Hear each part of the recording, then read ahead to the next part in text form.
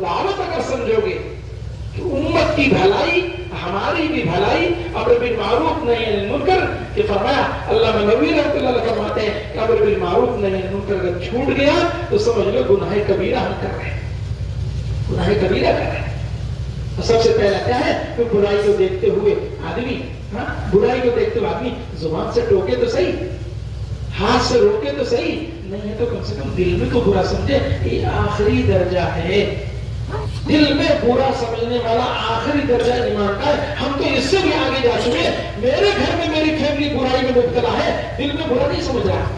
سب رحمۃ اللہ فرماتے تھے اس کا تعلق اس سے ہے، ساری دنیا میں کہیں برائی ہو رہی ہو اور اگر تمہیں غم نہ ہو رہا ہو تو اس جرمانے میں تم آ جاؤ گے، گویا کہ تمہارا ذالک اضعف الایمان، ایمان کے آخری درجے پہ جا چکے ہیں۔ ہاں، اس لیے جب ماحول میں، دعوت کے ماحول میں اس فضا میں آئے تو فارس سے چل کر آئے جو عرب نہیں تھا، آگے بڑھ کر کہاں سے کہاں چلے گئے۔ صہیب رضی اللہ عنہ روم سے آئے، عرب کے نہیں تھے، اس میں آ گئے، کہاں سے کہاں چلے گئے۔ سیدنا بلال حبشی افریقہ سے اس ماحول میں دعوت کے آئے، اس ماحول سے اپنے آپ کو بچایا، شرمایا، کنارے ہٹایا تو ابو جہل، ابو لہب اور لعنت اللہ کہاں سے کہاں ہو کر چلے گئے۔ کترانے والے اور زبانوں کو کھولنے والے، فرمایا اس محنت میں وہ آدمی مرنے سے پہلے محروم ہو جائے گا جو اس کام کی اصلاح کرتا ہو، یہ کام والوں کی اصلاح کرتا ہے۔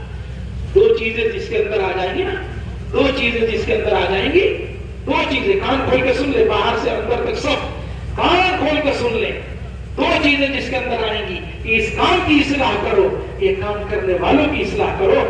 ایسے لوگ اس کام میں کبھی بھی نہیں چل سکتے، مرنے سے پہلے اللہ اس کام سے ان کو نکال کے پھینک دے گا۔ اس کام کی اصلاح بھی اللہ کرے گا اور کام کرنے والوں کی بھی اصلاح اللہ کرے گا۔ بڑے بڑے گناہوں میں ڈوبے ہوئے جن کی وجہ سے لاکھوں لوگ گناہوں میں جاتے تھے، جب توبہ دل کر کے اس کام پر لگے تو اللہ نے ان سے لاکھوں کی ہدایت بھی دی۔ تو کیا آپ کہو گے کہ یہ جماعت والے رنڈی ہیں؟ کیا آپ کہو گے جماعت والے ہیرو ہیں؟ کیا آپ کہو گے یہ جماعت والے بڑے جو ہیں کیا کہتے ہیں اس کے گائیکار ہیں؟ نہیں، گائیکار تھا، ولی ہو گیا ہے۔ یہ بہت بڑا ہیرو تھا، اب دائی ہو گیا ہے۔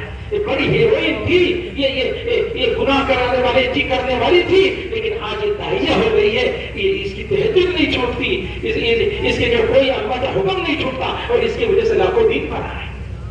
اصلاح کی ضرورت نہیں۔ قاری طیب صاحب رحمۃ اللہ علیہ جو اتنے بڑے ادارے کے 65 سال محتمم رہے، مکہ المکرمہ سے جاتے ہوئے مینا کے میدان میں حاجیوں کے بیچ میں بہت مختصر کہہ رہے ہیں، بات وقت پورا ہو گیا، ہمارے مفتی صاحب نے بات پوری کر دی تھی، لیکن حکم ہے، اطاعت ضروری ہے کہ قربانیاں دے کر سارے حضرات آئے، اور بھی ہمارے ملک افتخار مفتی مبارک صاحب وہ قربانی دے کر آئے ہیں، لیکن ان سب نے مل کر ہمیں جو ہے سیدھا سادہ آدمی کو یہاں بیٹھا دیا۔ میں تو پہلے اللہ سے معافی مانگتا ہوں، یہ ناحق ناقتلفی ہے، لیکن حکم کے مطابق بیٹھ گئے تھوڑا، اس لیے جو کچھ بھی کہا اللہ ہی کہلوانے والا۔ میں اس بات کو بہت کھل کر اوپنلی ظاہری طور پہ کہتا ہوں۔ قاری طیب صاحب رحمۃ اللہ نے مینا کے میدان میں حاجیوں کے بیچ میں کہا، پوری کارگزاری نہیں سناؤں گا، ٹائم نہیں، آخر میں کہا سنو، یہ دعوت کا میدان ہے، جدھر سے تم سب لوٹ کر آ رہے ہو حاجی، سب دعوت کا میدان ہے۔ ان سارے دعوت کے میدان میں قرآن اترا ہے اور قرآن خود دعوت میں اترا ہے۔ تم یہاں سے لوٹ کر جاؤ، دعوت کے کام پہ لگ جانا، دعوت کے کام پہ لگ جانا۔ اور یہ آخری نصیحت سن لو، کبھی بھی زندگی میں اس دعوت کے کام پر زبان مت کھولنا، کبھی بھی زبان مت کھولنا، کبھی بھی زبان مت کھولنا۔ ہمیشہ کے لیے اپنے آپ کو اس پہ لگا دینا، اس کا نفع یہاں دنیا اور آخرت میں دیکھتے رہنا۔ ہم تھوڑا سا سورج بوجھ آ گئی، ہلکا سا ہوا آ گئے، تمام کلیم اور زبان اور میسج اور پیغام اور کہنا سننا ماحول کو خراب کر دینا۔ ارے خدا پاک کی قسم، آپ بتاؤ تو صحیح، امت کو جہالت اور غفلت سے، امت کو باطل کے چنگل سے، امت کو اس مظلومیت کے دلدل سے نکالنے والا کیا نبی و رسول، کیا خلفائے راشدین اٹھ کر آئیں گے؟ آپ بتاؤ، اس کا آپشن، اس کا بدل کیا ہے آپ کے پاس؟ اجتماعیت، اللہ کی مدد آئے، بنیادی فریضہ